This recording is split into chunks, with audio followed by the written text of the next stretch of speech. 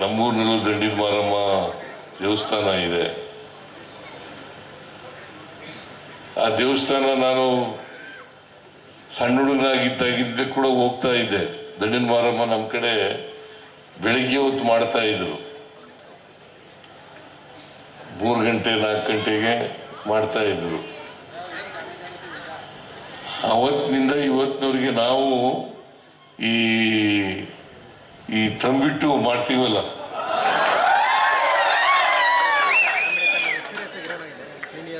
ತಂಬಿಟ್ಟನ ಆರತಿ ತಗೊಂಡು ಹೋಗ್ತಿದ್ದ ಅಲ್ಲಿಗೆ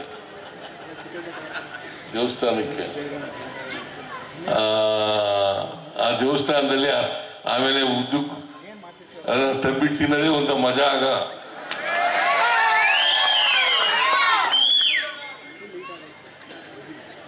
ಆಗ ಹಳ್ಳಿಗಾಡಿನಲ್ಲಿ ಸ್ವೀಟ್ ಸಿಗ್ತಿರ್ಲಿಲ್ಲ, ಹೆಚ್ಚಾಗಿ ಕೊಬ್ಬರಿ ಮಿಠಾಯಿ, ತಂಬಿಟ್ಟು ಇವೇ ಜಾಸ್ತಿ ತಿಂಡಿ ಸ್ವೀಟ್ಗಳು. ಆಗ ನಮಗೆ ಸಿಹಿ ತಿಂಡಿಗಳು ಇವನ್ನ ತಿನ್ನೋದು, ದಂಡಿನ ಮಾರಮ್ಮ ಬಂದರೆ ತಂಬಿಟ್ಟು ತಿನ್ನೋದು ಅಂತ ನಮಗೆ ಖಾತ್ರಿ ಆಯ್ತಿತ್ತು. ಸೊ ಆ ಕಾರಣದಿಂದ ನಿಮ್ಮಲ್ಲೂ ಕೂಡ ದಂಡಿನ ಮಾರಮ್ಮ. ಆದರೆ ಒಂದು ಮಾತನ್ನು ತಿಳ್ಕೊಳ್ಳಿ, ನೀವು ಏನೇ ಪೂಜೆ ಮಾಡಿ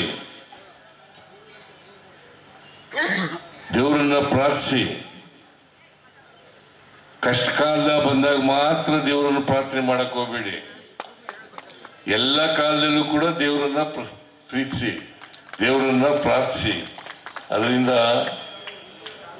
ನಾವು ತಿಳ್ಕೊಂಡಿರ್ತಕ್ಕಂಥದ್ದು, ಓದ್ಕೊಂಡಿರ್ತಕ್ಕಂಥದ್ದು, ದೇವನೊಬ್ಬ ನಾಮ ಹಲವು.